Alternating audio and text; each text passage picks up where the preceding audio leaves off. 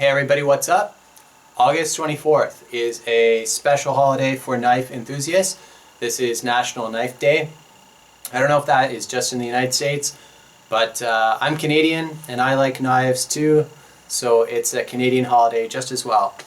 So I just want to talk about a few knife related things. I didn't really plan to make a video today. I kind of just saw on Facebook and a few other places that it was National Knife Day, so I want to throw my hat in the ring.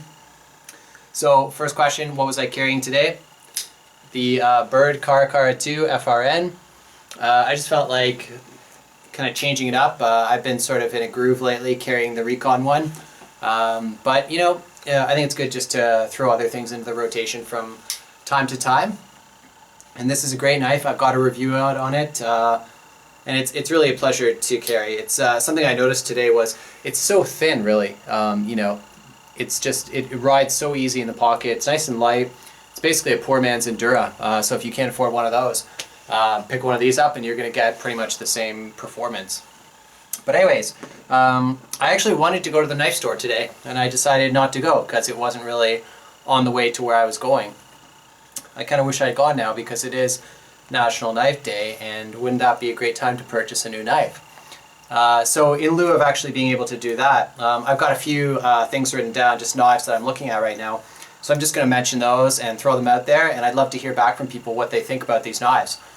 Okay, so I'm kind of on a cold steel kick lately after I bought the Recon 1. I really love that knife. I think it's amazing. I held off cold steel for the longest time just because I kind of thought that they were a little weird with their marketing, and also I was afraid that I would have to do so many modifications to the blade. It just would be a pain in the butt basically, but it turned out to be really easy and it's just fantastic. So I'm thinking about either the Vaquero or the Voyager, which I think are very similar in terms of their construction, materials, etc. The only difference is just the blade shape basically. The Vaquero has like a recurve on it, which I'm kind of getting interested in actually after doing the review on the Kershaw Blur. I guess it's a blade shape that's designed more for hacking and slashing.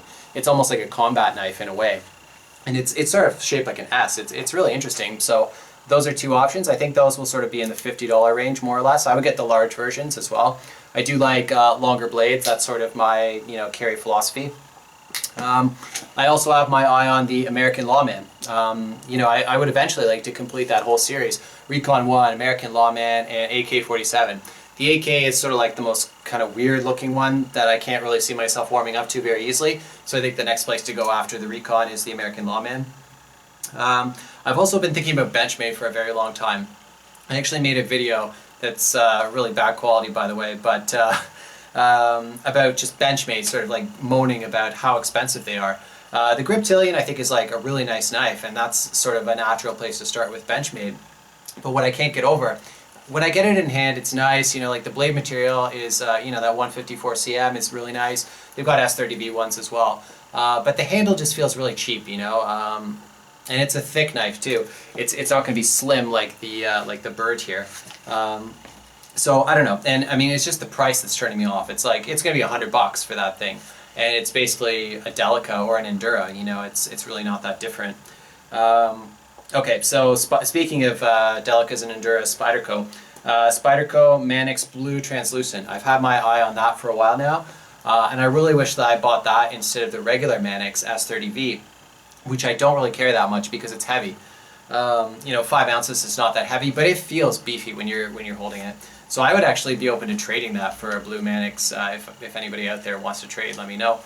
The other thing that I'm thinking about in the not too distant future, it's going to have to be sort of towards Christmas time or possibly in the spring, something like that. But I kind of would like to pick up like a really nice, like sort of high-end carry knife. And so I'm thinking about either the Spyderco Titanium Military, which is really sweet. Like I've done a review on the Military before. It's a big knife, that's for sure, but I've never had titanium before. I know that the Sage 2 would be a natural place to go, but one or the other kind of thing. But I do like those longer blades, so I'm thinking about that. The other one I handled in the store a few days ago was the Zero Tolerance 561 or the 560, I can't remember which one it was now, but the Hinderer collaboration blade.